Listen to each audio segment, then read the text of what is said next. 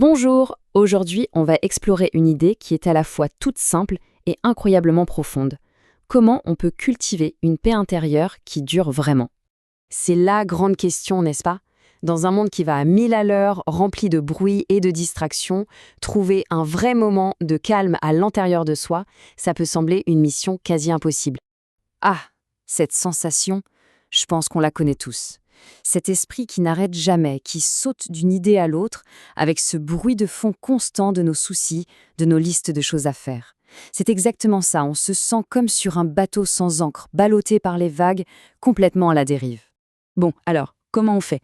Et si la solution n'était pas une nouvelle technique super compliquée, mais plutôt une formule ancienne, une sorte d'équation pour la tranquillité qui vient d'un texte qui a traversé les siècles? Et la voilà, cette fameuse formule. Ce qui est fascinant ici, ce n'est pas seulement que la phrase est belle, c'est qu'elle propose une relation de cause à effet super claire. C'est presque une recette en fait, on va décortiquer ça ensemble. C'est ça qui est vraiment puissant. La structure. Ce texte ne dit pas juste « ayez la paix » comme par magie. Non, il présente un modèle. Si ces deux conditions précises sont réunies, alors un résultat tout aussi précis va en découler. C'est presque mathématique. Alors, quel est le premier ingrédient de cette formule? Eh bien, tout commence par notre état d'esprit. Parce que le texte appelle des dispositions fermes. On pourrait voir ça comme notre encre mentale. L'image de l'encre est juste parfaite. Imaginez un navire en pleine tempête. Sans encre, il est à la merci des éléments, il part dans tous les sens. Mais avec une encre solidement plantée, il reste stable, même si tout autour c'est le chaos. Un esprit ferme, c'est ça.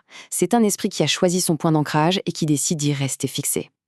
Mais attention, une encre toute seule, ça ne suffit pas. Elle doit être reliée à quelque chose de solide. Et c'est là qu'intervient le deuxième ingrédient qui est tout aussi essentiel, la confiance.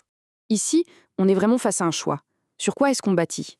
On peut choisir de se baser sur l'inquiétude, sur l'incertitude, et on sait ce que ça donne, de l'agitation constante, un sentiment d'instabilité.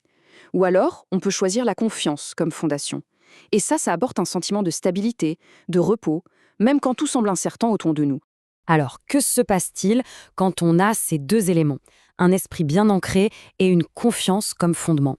Voyons un peu comment cette alchimie opère pour produire le résultat promis, une paix complète. Et voilà, la formule complète. C'est une addition, toute simple en apparence, une concentration qui est ferme, plus une confiance qui est active, c'est un vrai choix, eh bien, c'est égal à une paix complète et durable. Chaque élément est vraiment indispensable pour que l'équation fonctionne. Et ça, c'est sans doute l'idée la plus importante à retenir.